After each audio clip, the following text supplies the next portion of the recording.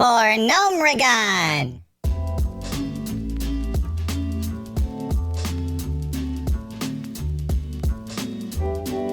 What's up, everybody, and welcome back to Sounds Good Makes Sense, a discussion show for the World of Warcraft player. My name is Devilor, and today we'll be looking back over the first several days of Season of Discovery Phase 2. We'll be looking over some of the new runes, specifically at how the new runes are acquired, as well as things like the Stranglethorn Vale PvP event and the Gnomeregan raid. And also just a general look over the entire Phase 2 leveling experience. A lot of that is going to be related to how the runes are acquired, but just the general flow of getting from level 25 to 40. And speaking of that leveling experience, I've been live every day for a streamathon since Season of Discovery came out. In fact, as I'm recording this, I'm live right now. Say hi, chat.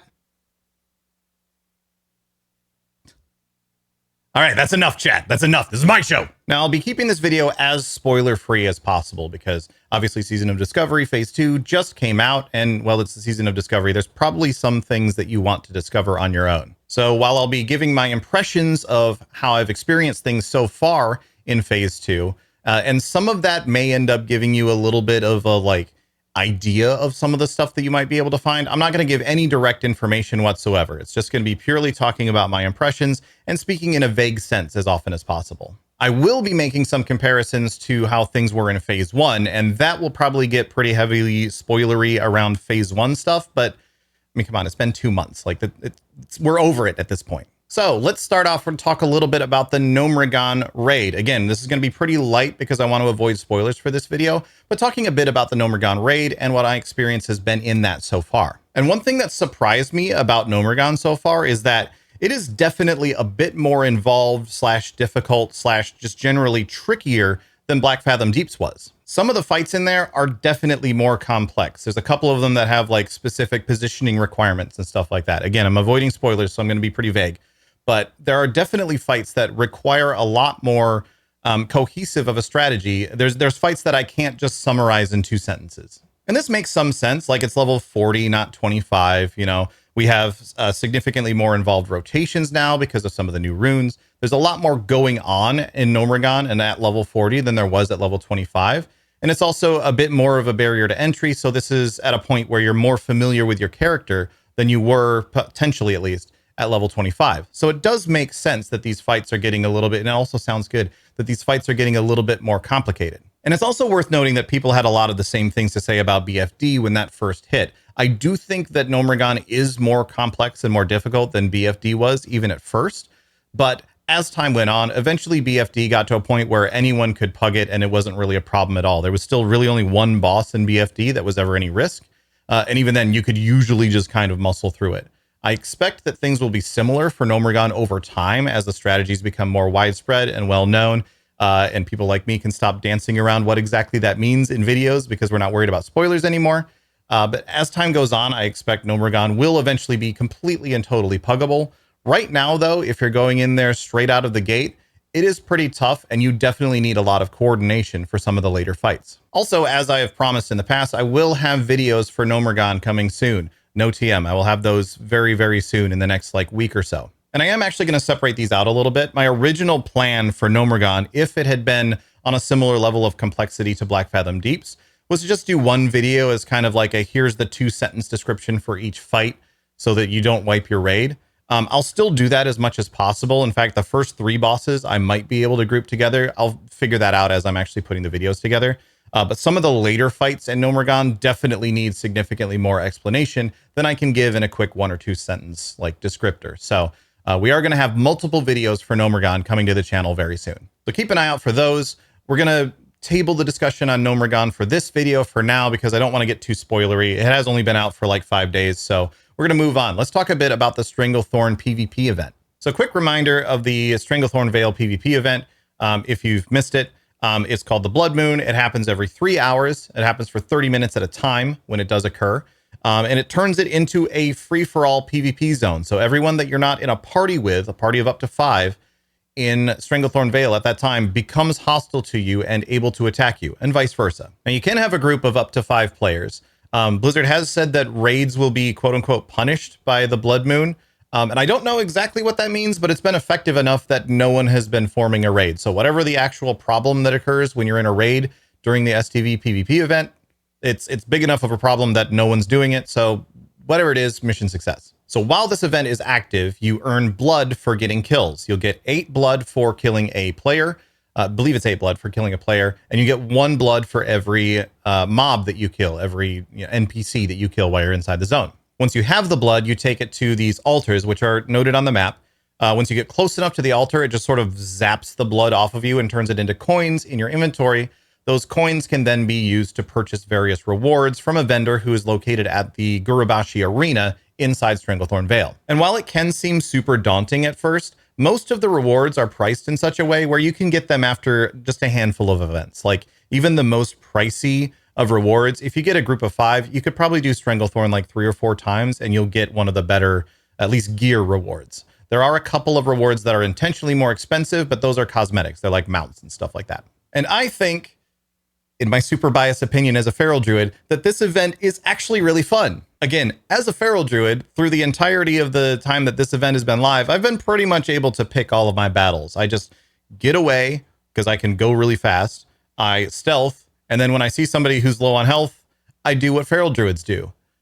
Murder them indiscriminately. But even if I wasn't able to, stealth and do all that stuff on my own, I know a lot of people who are not playing stealth classes that are also having a lot of fun with this, as long as you can get into a group and actually go around looking for battles or just, farm a whole bunch of mobs and fight off whoever comes up to try and take you on. That said, there were certainly a few missteps with this event, especially in the early days. In fact, the first 24 to 48 hours of this event being live, I'm pretty sure it worked differently every time I went and did it. There were a whole bunch of hot fixes that they needed to make about things like how the graveyards worked, where the graveyards let you respawn, how blood was turned in, how the debuffs and such worked, and so on. And in fact, there was a recent batch of hot fixes that, as I'm recording this, was just a couple days ago. By the time this video goes live, it'll have been a few days. But that most recent batch of hot fixes, I think, was really, really good towards getting the event to where it needs to be. There was essentially 2 big changes that they made in this round of hot fixes. One was to how the debuff works when you're dead and respawn, and the other was to the emissary NPCs that allow you to turn the event off. Now, the emissary change was pretty straightforward. They just made the emissaries a lot more obvious. There's like a big pulsing thing over their head now, and I think they put a couple more into the game as well, so you can find them in more places. These are the NPCs that you talk to essentially say, I don't even want to participate in this event. Turn it off for me. And that allows you to avoid being flagged for PvP while you're in Stranglethorn Vale while this event is going on. Caveat, of course, being that if you're on a PvP server, the opposing faction will still be able to attack you.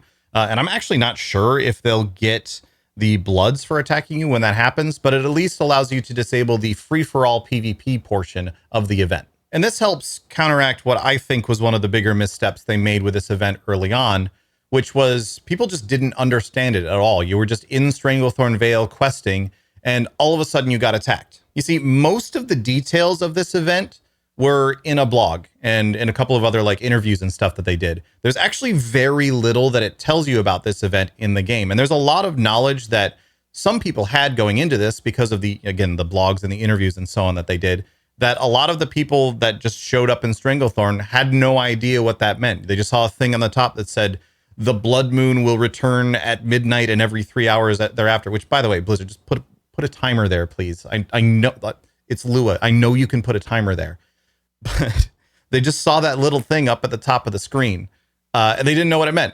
All they knew is that all of a sudden the person that was questing next to them a minute ago was hostile and killing them. So making these NPCs a bit more obvious and making them clearly something that you should walk up to and click on will at least help people understand a little bit more what the event is and more clearly be able to know who to go talk to opt out of it. The other hotfix that they made was to how the debuff that you get after resurrecting during the event works.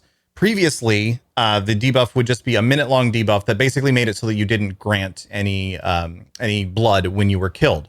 And it didn't really stop people from graveyard camping anyway, either because they didn't understand the mechanic or they just didn't care. And it was just kind of not very useful. It also prevented you from earning any bloods while that was active. So even if you did manage to, resurrect, get someplace and hide for a second, you ended up just standing there waiting for a while you were trying to get back into the fight. With these hotfixes, they've changed it and they've added some pretty important things to it. First of all, it is now only 20 seconds long, but it not only makes you completely pacified and immune for the duration, so you can't attack anybody and no one can attack you, but it also makes you invisible to anyone who's not in your party. This essentially means that you just get a 20-second break as soon as you resurrect. You can go find the rest of your group and link back up with them if they had moved on after you got killed. You can get yourself buffed and ready to go again. And you don't have to worry about somebody following you and being ready to just attack you the second that debuff falls off, because they don't see you. If you need to get away from someone, you just hold down W and get away from them. And those couple of changes, I think, really are helping to bring the event in line with what it's supposed to be, which is a hectic, crazy world PvP event that is going to be nuts, and it's going to be something that a lot of people don't want to participate in, but they have the option to opt out of it. And the people who do want to participate in it don't feel like they get like just steamrolled too much. They feel like they can actually have an opportunity to get away, get themselves back together, and then go and choose a different battle, or even try to get revenge on the person that killed them. That said, there are a couple of other little tweaks that I'd still like to see added to the Stranglethorn Vale event, or maybe just lessons to learn for future events that I think would be good to incorporate. One example is the way that the altar turn-ins work. It just sort of zaps those bloods off of you and turns them into coins as soon as you get close to the thing, which is great for those situations where you're like, oh God, I have some blood and I need to get over to this altar and turn it in so I don't lose it, because you will lose your blood if you are killed by another player while this is going on.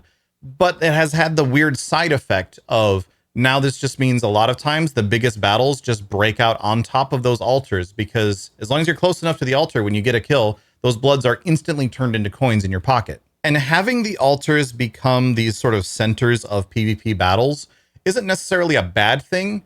It just kind of seems to have completely sidestepped the whole mechanic of building up bloods and then being a dangerous target until you can go turn them in. And there are a couple of like little tweaks I think they could make to this that would help clean that up a little bit. One example, they could make it so that you have to actually click on the altar. It doesn't need like a timer or a cast bar or anything. Just like make it so it's an actual interaction to click on the altar to turn in your bloods instead of an automatic thing the second you get a kill, because that would at least mean that if you kill someone and then immediately get killed by someone else, those bloods still do move around a bit. They could also add a short cooldown to the altars so that it's not just instant all the time the second you get more bloods. Maybe like even just like a 30 to 60 second cooldown on those would make it so that if you are just standing there spamming getting kills, you do have the ability to bank up a few of those and have that risk of, oh God, now I need to at least stay alive long enough to turn these in. But again, I don't know that either of those are particularly necessary. Just some thoughts I had seeing that the event sort of just turns into these big fights over top of the altars because that's the lowest risk way to actually get the bloods. The second thing that I'd like them to add, and I really hope they do add this, is just to make a bit more of a warning when the Blood Moon event is about to actually activate. I mentioned before that there's no, like, at least built into the game, there's no timer. Side note, Nova World Buffs is an add-on that does have a timer for when the next Stranglethorn Vale event is. I highly recommend it. But there's no actual timer in the default UI that says when the next thing is. In fact, it doesn't even say the time the next one will be. It just says midnight and every 3 hours thereafter, which is a lot of math to try to figure out, especially if you're in a different time zone than the server, which a lot of people are, because at least the server I'm playing on is in the mountain time zone. So I a little bit more of a warning of when the event is about to come in. I think like a timer there or something would be greatly beneficial. And then like a 5-minute warning, like the blood moon is about to set. Maybe start to darken the skies and everything then, instead of the second that the blood moon event actually starts, so that there's that period of time that's like, oh God, the PvP event is about to happen. I wasn't paying attention. I was just brain off questing. You have that moment to like recognize, I need to get the heck out of here, or at least I need to go talk to an emissary to turn this thing off. Because as much fun as it is to be able to immediately kill someone who stole a quest mob off of you because you know the event is about to start and they apparently haven't realized it, may have done that a little bit. I do think it would be a little bit more just polite to everyone if there was that little bit of a warning, like, hey, you should probably start looking at the people around you and determine if you think they're going to kill you or not in a second. Now, all that said, I do have some concerns about longevity for this event. I really just don't know how many people are still going to be doing this in a week or two. Like I said before, most of the rewards are pretty easy to get. It only takes like 4 or 5 rounds to get even the most expensive, like 15 silver rewards. So long as you get a group together and you're doing fairly well in there. On top of that, more people will have gotten the rewards that they need, and thus there's no real reason to participate in the event after that point.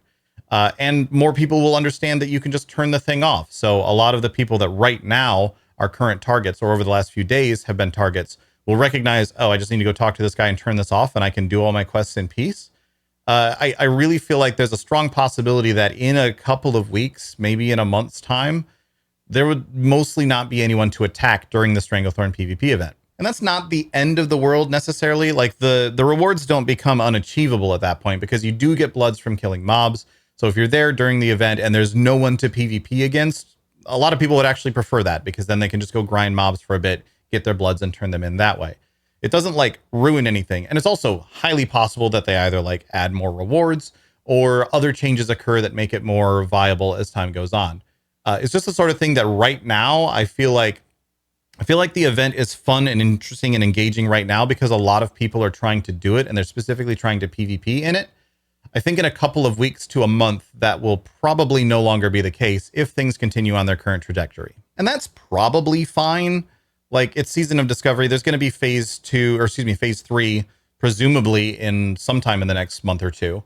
We'll know more about when phase 3 is starting. I don't expect phase 2 to last longer than a couple of months anyway. So it's entirely possible that that doesn't really matter and that the event will continue to maintain relevance long enough to last throughout the phase. Just something I was thinking about and figured I would say it because this is a show about things that I'm thinking about. But enough about the Stranglethorn PvP event. Let's move on. I want to talk about the new runes and the way that they're acquired in phase 2. No spoilers. I'm not going to talk about specifics about what any of the runes do or specifics about exactly how they're acquired. But I will say that a lot of the new runes are very, very exciting. I really like them. There's a couple that I'm looking forward to on my hunter who have just started leveling that I think are going to be big game changers for my hunter. And my feral druid, who I leveled first, the 2 runes that I've gotten for feral are insanely huge. They are a game changer for feral druid. So looking at these runes mechanically, it feels like they're really sort of starting to nail down the gameplay that they set up in phase 1, where they added a whole bunch of like bits and pieces of what feels like a more modern rotation to these classic classes. And now they're kind of filling in a lot of the blanks that new rotation left behind. It feels great. It makes the classes super fun to play. Once you've gotten these runes, it really starts to solidify and makes the class feel complete. And the skill books have been great as well. A lot of them are just very needed or very useful, like quality of life improvements that if they had been a rune would have been super disappointing, because if it was a rune that you had to take for this thing, you would have to give up something else that would go in that slot. They added in these skill books instead, which just allow you to learn a thing, learn an effect, and you don't have to do anything else with it. It's just once you've learned the skill book, that's it, you're done. At least for Druid and also for Hunter, a lot of these skill books are just really, really important quality of life changes. I do think there is one, I will say, for the Druid that's related to a couple of healing spells that I don't think that should have been a book. I think they should have just implemented that into the game instead of requiring people to go and find the book to be able to have it. But all of the other ones for Hunter and Druid that I've looked at, they're really solid and they're good quality of life increases. I really like the way that they've implemented the skill books. And given what the new runes are that are actually available to classes, I think it's super important that they implemented these quality of life fixes, like I said, as spell books. The new runes are just really exciting and really interesting and big, like I say, game changers for the classes. I really like the new runes. What I don't like as much is the methods by which they've been acquired. And what I mean by that is a lot of people, myself included, but I've seen this from a number of other people as well, both in like Twitch chats while I've been streaming. I've been seeing people talking about it on social media, on Reddit, elsewhere, on the forums. A lot of people feel like there just isn't as much discovery in phase 2 of Season of Discovery as there was in phase 1. One of the coolest things about phase 1 of Season of Discovery is the number of times that you would just happen across something new out in the world and you'd be like, ooh, I think that's new. And you'd find yourself a little puzzle to try and figure out. And the puzzles weren't usually that difficult. It was usually just a matter of like, oh, there's a chest here, I'm going to open it. Oh, there's a thing here that says a fire spell might break its enchantment, I should hit it with a fire spell. Like, they're not like difficult, but it still gave you that sort of sense of I have found something and I will now be rewarded for doing the task that has now been presented in front of me. And there were a lot of cases throughout phase 1 where that would occur, partially because there were more runes, but also just the places that they were littered around in the world. Phase 2 just feels like it has a lot fewer of those moments, or has felt to people like there's been a lot fewer of those moments where you just come across something out in the world, you go, oh, hey, this seems interesting. You poke at it for a minute and then you get something for it. It just seems like there's a lot fewer of those sorts of discoveries in Phase 2. In fact, the criticism that I've commonly seen is people saying that the discovery in Phase 2 is discovering the Wowhead guide for how to get the stuff that they want. And look, it's totally fine for there to be discoveries, even runes, that are a bit more involved and a bit more complicated and are going to be something that ultimately most people look up online. It's fine to have some things that are along those lines. It's just kind of felt like the way things have worked out in Phase 2, that was the majority of them. For example, in Phase 1, I just checked all these numbers before I started this. In Phase 1, I found 7 out of 12 of the Druid runes completely on my own. And another 2 of those were ones that somebody that I knew directly mentioned that they had found it. So it was a direct one-to-one. My friend found this thing and told me where it was, and I went and found it. But even if you ignore those 2, 7 out of 12 of the Druid runes in Phase 1, I found myself, which is about 60% of the Phase 1 runes. In Phase 2, where there were 6 Druid runes, I found 2 of those myself, which is only about 30%. And so the result, for me at least, but also for a lot of other people, has been that we're finding less things ourselves in Phase 2. And not just less things in total, because obviously there's half the number of runes to be found in general, but a smaller percentage of those things are being found ourselves. Which again, for a lot of people, I think that sort of undercuts the discovery feeling from Season of Discovery. If you just feel like you're not actually finding any of this stuff without having someone else go and tell you exactly where it is, or having to look it up yourself. And in fact, the way gaming is nowadays, most of the time, if you see somebody saying, you see somebody using a thing and you're like, ooh, I want to have that too. Where did you find that? They're just going to tell you to go look up a guide. And I don't think this was really Blizzard's intent in Phase 2. I just think they kind of missed the mark a little bit. Like, for example, in my case, I have gone and now I've looked up at least some of the basics of where all the other Druid runes are, because I've finished leveling to 40 and I'm personally not interested in just wandering around the world, exploring the entire map, hoping to find something. For me, the discovery is much more interesting if it's something I can happen across and go, ooh, that's interesting. Let me look at that over there, than something that I have to specifically go to every corner of the map and try to figure it out and just hope that I stumble across something walking around for no reason. So I looked up where the other runes come from, and most of them are still just sort of littered around the world. They are still things that I could have, if I had gone to this place for some reason, could have just stumbled across. They're just kind of in weird spots. Like, it's not something that I could not have stumbled across myself, just something that an average player would be very unlikely to have seen all of these, let alone even some of them. I've also found that, like, some of the things that you could use to identify that something is a rune, and or at least a discovery to be made, that were around in Phase 1, there's fewer of those in Phase 2. Specifically, what I'm referring to there is there seem to be fewer of these that have like something you can click on that has a debuff on it that indicates like, oh, this is a frozen trog that you need to hit with a fire spell sort of thing. It's just like there's just something there. And if you for some reason know that you should do this ability at it, then you'll get something for it. But it's less clear that there's even a puzzle to be solved in some of these cases without those tooltips, without those mouse overs, etc. Now, what sort of really I think is exacerbating this issue, which is one of my favorite words, is just how fragmented the leveling experience is from level 25 to 40. Like, when you're going from 1 to 25, your leveling experience is basically zone to zone, complete the entire zone, and you will probably have been everywhere inside that zone by the time you've completed it. From 25 to 40, there's a lot more zones where it's like, okay, there's 3 quests in this corner of this zone, and you're not going to go to the rest of it whatsoever. You're just going to do these couple of quests over here, and then everything over there is like 5 levels ahead of you. So you may or may not ever even come back and go do those quests. So depending on the path you take getting to level 40 through your questing experience, there's a lot of runes that are just in a spot that only a small percentage of people will ever actually go. And that's a lot different than it was in Phase 1, where most of the runes that you would find through questing were put in places where they could be fairly confident that everyone would come across this if they were leveling through questing. Again, not all of them, but enough of them that you were pretty regularly finding things. And not only are these like in weird places that you may just decide not to go to, even if you're leveling through questing, but because the questing experience from 25 to 40 is so rough, especially when you start thinking about things like the number of mob spawns that you have to fight over. Like it would literally take me an hour plus to complete some quests.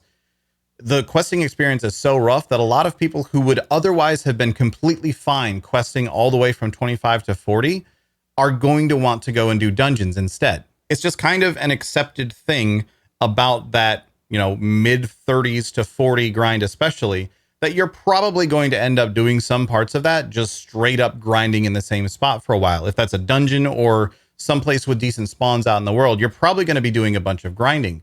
And what that means is, yes, it's classic. Yes, that this is how it's always been. This is how the game has always existed at those levels. It's not surprising that the questing experience is that way. But what it means is that Blizzard needed to do something a little bit more to take advantage of and account for that fact when they were putting these runes out in the world. They needed to take better consideration of how fragmented things are and of how likely it is that people are going to want to do something other than just every single quest in every single corner of every single zone when they were planting these little things to find and discover out in the world. Also, just as a quick side rant about the sleeping bag, again, I'm going to be very light on details and try not to spoil anything. You probably know about the sleeping bag if you saw the teaser that they did on Twitter anyway. But I'll say this much. If you were level 25 at the end of phase 1 and wanted to go do the new stuff in phase 2, you probably never found the sleeping bag on your own. They put the starter for that thing in a spot that no one who is already at level 25 excited about phase 2 was going to stumble across. The where they put it was just flat wrong. The start for that quest was incorrect. They should have put that in some place that a level 25 would have gone to. Now, again, I'm not saying that every discovery, that every rune should ever be something that you stumble across yourself, and they don't all need to be spoon-fed to you, and they don't all need to be things that don't require any thought. Like, I'm definitely not saying you should be able to just go to your trainer and have them tell you where these runes are, which is a suggestion I've seen a lot. I disagree with that suggestion. I actually think it's good and cool that some of these discoveries are still the sort of like, you need a whole team of people on a Discord sharing information and talking to each other. There still is that community aspect to some of these discoveries. I just think the other ones, the ones that aren't that, needed to be a little bit easier to come across and discover something, or at least like a little breadcrumb that will send you in that direction. Again, it doesn't have to be anything super obvious, but like a little breadcrumb, like, for example, say there was a rune that required you, I don't actually know, this isn't a spoiler because I don't know if there's a rune that requires you to kill the centaurs and Desolace, but say there was a rune that you had to kill the centaurs and Desolace, and eventually one of them dropped something or whatever that gave you a rune. Again, I don't know if that's a thing, so that's not me telling you that's how they get that. This is just something that I'm using as an example. So if you have to go kill these centaurs and Desolace, it's entirely possible that someone levels from 25 to 40 without ever even going to Desolace, let alone doing any of the quests that directly relate to centaurs. There's only like a few quests that actually do that, and they're notoriously grindy, so a lot of people just ignore those entirely. But say that this is a path towards getting a rune. There could have been something in like Hillsbrad or whatever that's like, maybe there's a stack of crates that has some Desolace dirt and centaur fur on it. If you look at the stack of crates, that doesn't give you any specifics, just indicates like, hey, centaurs and Desolace, this is something new. Maybe I should go check out centaurs and Desolace. Or maybe there could be something where it's like there's a piece of paper sitting on a table in an inn that's like someone's journal that says, just got back from Desolace. Man, those centaurs were really on something out there. I don't know what was up with them. Like anything along those lines, so that there isn't necessarily the entire discovery to be made in every single zone, but something that at least points you in the direction that was still a discovery and still something to be found would have been a good idea, I think. And it also genuinely probably would have been okay if in a couple of these zones, like maybe there could have been repeat places that you get these runes. Remember, from 1 to 25, there were a lot of runes that could be found in multiple locations. There's no real reason why all of these runes needed to be in exactly one spot and nowhere else. And maybe, honestly, for some of these, maybe just positioning them in less way off the beaten path locations would have done it as well. Like, there are genuinely some of these runes that I don't know anyone will ever intentionally go to that spot. Like, especially if you consider, like, Horde and Alliance as factions and that they have different quests in different areas. Like, there's a couple runes that, as an Alliance player, I have no reason to ever go to where they actually start from. Now, all that said, one thing I want to be clear about is that this is definitely not like ruining my experience in phase 2 by any stretch of the imagination. It's just something that as the season of discovery, it felt a little bleh that so many of the discoveries were discover the Wowhead guide to know where to get this. I would have just loved to see a lot more done to make sure that there were things to find for a player who was not looking up guides, just things to find out in the world as you're walking around. I feel like they just kind of underdid it in that regard and would have appreciated a little bit more along those lines. Anyway, we're going to start to wrap things up for today. I do have a few questions that I've actually pulled from chat because, again, I'm live as I'm recording this. I have a few questions that I want to get to that I pulled from chat. Reminder as well, if you have any questions, you can just go ahead and leave them as a comment on the video, and I will try to get to them in a future episode. So the first question is from Top Jester, who said, why are there no training dummies in SoD? And I actually don't have a good answer for that. I have no idea why there's no training dummies in SoD. It's possible that they just don't want people to be able to mindlessly use them to train weapon skill. But if that's the case, I don't think that's a very good reason. Like, weapon skill is kind of whatever, especially at this. Like, if it was classic era, then sure. But this is SoD. We're allowed to add new things to it. I would love to see training dummies added into Season of Discovery. I think that would be a very, very good addition. Question from Bloodhaven, who asked, how do you feel about the dungeons in this phase?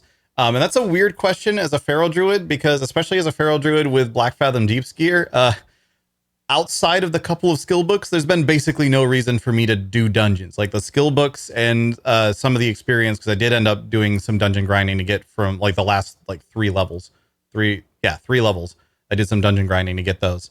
There hasn't really been much reason for me to do dungeons, which I'm actually disappointed about. Like, Scarlet Monastery is one of my favorite dungeon like sets in World of Warcraft, and I was actually really hoping that I have a reason to go and farm these things. Now, they did update a bunch of drops to make them better for casters, and there was one drop that they tried to update to make them better for Feral, but it didn't work. They're still not as good as like a literal quest item that you can get.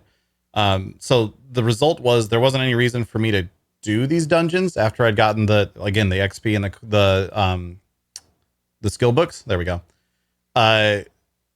So yeah, I'm a little disappointed because I like the dungeons a lot. I just haven't had any reason to do them. And I think this is going to end up being kind of a repeat issue throughout future phases, that for people like me who are like, I'm going to be doing Gnomeregan constantly, and I'm going to have a bunch of Gnomeregan gear, that sort of sidestepping and essentially eliminating this content vector for me as a player is kind of, I don't like it. I would like for them to find ways to either make sure that the drops from Gnomeregan, which they can't do at this point, but they could theoretically try to make the drops from the raid not be as overpowered going into the next phase, or they could go through and update some more of the drops from the dungeons to have them be more useful for a wider variety of classes. Last question came from XCar, who asked, what would be your ideal true discovery of a rune from start to finish? And what's interesting to me about this question is I don't think there's a singular answer to it. It depends a lot on your style of play and how you approach the game and how you approach things like Season of Discovery, especially when it comes to things like spoilers. Like, that ideal discovery of a rune is going to be different based on the type of player that you are. And in fact, some players will enjoy there being multiple different ways to discover a rune. To me, the ideal discovery of a rune method is to have multiple different ways to make discoveries. And they don't have to go to the same rune, obviously, but having a variety of things where a good chunk of them are ones that you just discover yourself. Some of those that you discover yourself, you might find the breadcrumb to, but unless you really figure out the puzzle, maybe it sends you in that direction, but then there's some real thinking that you have to put into it. And some of them, I do think it's genuinely good to have some discoveries in the game that require that sort of like community building, like information sharing to be able to figure out. Because like, yes, even though it's only a little bit of gameplay for a small subset of the community, it's still good to encourage people to participate in that sort of sub-community and that sort of like sharing of knowledge and so on. I think having all of those is good. And because I think all of those different aspects are important and necessary to exist in the game, my answer to what is ideal for me is kind of disingenuous, because my answer for what is ideal to me is that I find everything myself, and that's not feasible. That's not really going to be a thing. Anyway, that's going to wrap it up for today. Thank you all so much for watching. Thank you to chat for being here while I've been live. I'm sorry that I did not get to talk to chat as much during the recording of this, but thank you all so much for being here. Reminder, I am still live with the Streamathon. It should be pretty much every day, if not every day, I'll be live for the Streamathon, so you can check that out, twitch.tv/Devilore if you want to watch on Twitch. I will also be live here on YouTube. Also, big shout out to all my patrons. Thank you so much, everybody who has signed up for my Patreon. It really means a ton to get that extra support coming in. It's super, super helpful because I live in SoCal and SoCal has bills, let me tell you. So thank you so much to all my patrons. You can check that out at patreon.com/Devilore. And yeah, that'll do it. Thanks again, everybody, for watching. I'll see you next time.